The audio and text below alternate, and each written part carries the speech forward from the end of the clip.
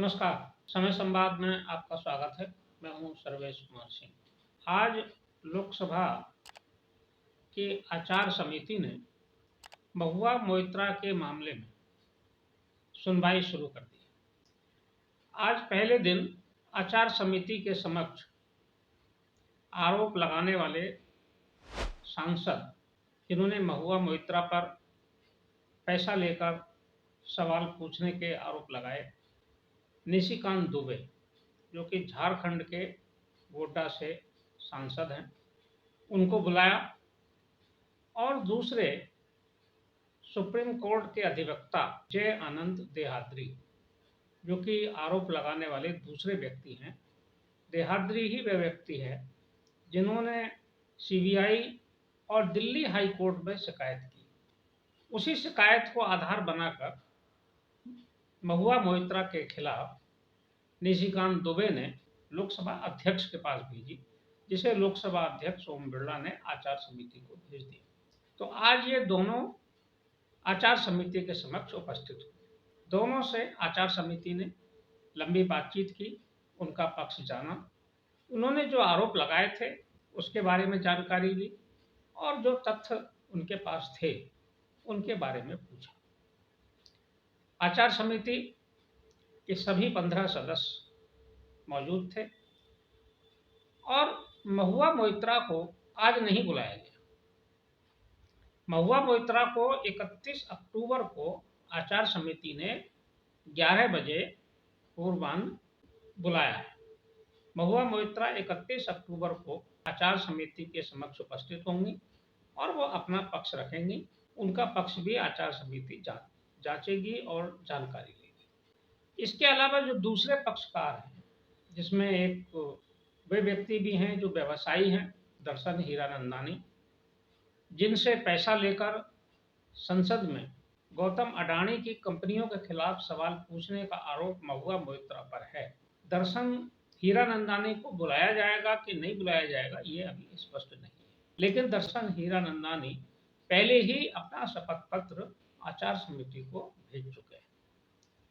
हालांकि सूत्रों से जानकारी मिली है कि आचार समिति आईटी मंत्रालय से भी जानकारी मांगेगी, क्योंकि आईटी मंत्रालय के अधीन ही एनआईसी आता है, नेशनल इंफॉर्मेटिक्स सेंटर ही वह संस्था है आईटी विभाग की, जो कि लोकसभा की वेबसाइट का संचालन करती है और लोकसभा ही नहीं, देश की सभी जितने भी सरकारी संस्थाएं हैं या सरकारी वेबसाइट्स हैं, सबको एनआईसी ही देखती है, एनआईसी ही संचालित करती है। यह केंद्र सरकार की आईटी मंत्रालय के अधीन कार्य करने वाली स्वदेशी संस्था है।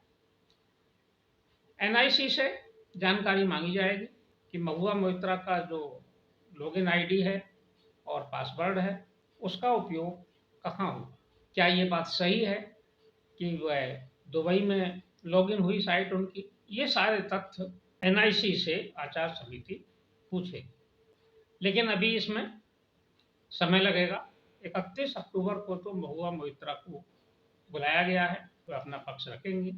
इस बीच में हो सकता है कि आईटी मंत्रालय से भी जवाब आ जाए, उसके बाद आचार समिति इस पर विचार करेगी।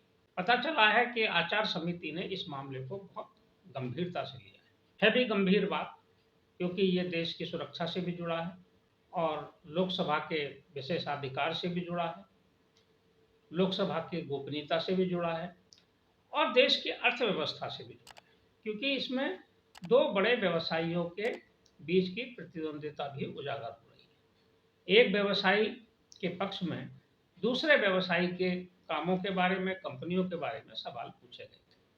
आरोप गंभीर हैं कि सवाल पूछने के बदले पैसा लिया गया, कैश लिया गया, सुविधाएं ली गई। ये आरोप महुआ मोइत्रा पर लगे।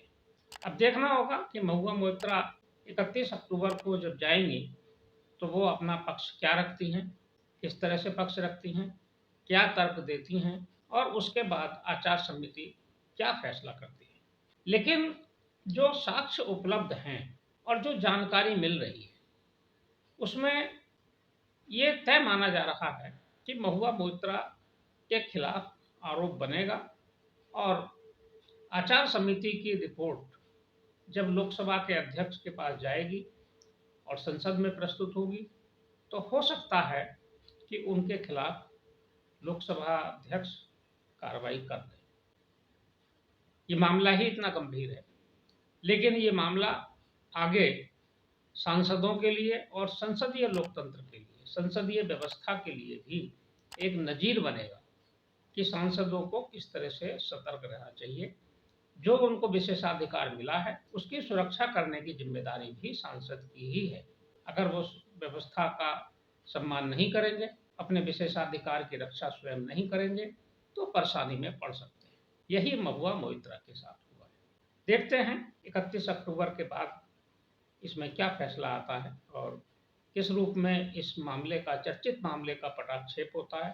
हालांकि महुआ मोइत्रा एकदम राजनीतिक रूप से अकेली हैं, उनके साथ उनकी पार्टी भी नहीं है, INDIA गठबंधन भी नहीं है और भाजपा तो उन पर आक्रामक है ही। लेकिन आचार समिति निष्पक्षता से फैसला करेगी, क्योंकि उस 15 सदस्यीय आचार समिति में भारतीय जनता पार्टी के मात्र 7 सदस्य हैं, 2 सदस्य भारतीय जनता पार्टी के सहयोगी दलों के हैं और 6 सदस्य विपक्ष के भी हैं।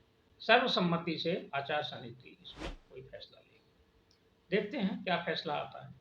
समय संवाद में आज बस इतना ही। कल फिर मिलेंगे किसी एक खास विषय के साथ। तब तक के लिए मैं सर्वेश कुमार सिंह आपसे विदा लेता हूँ।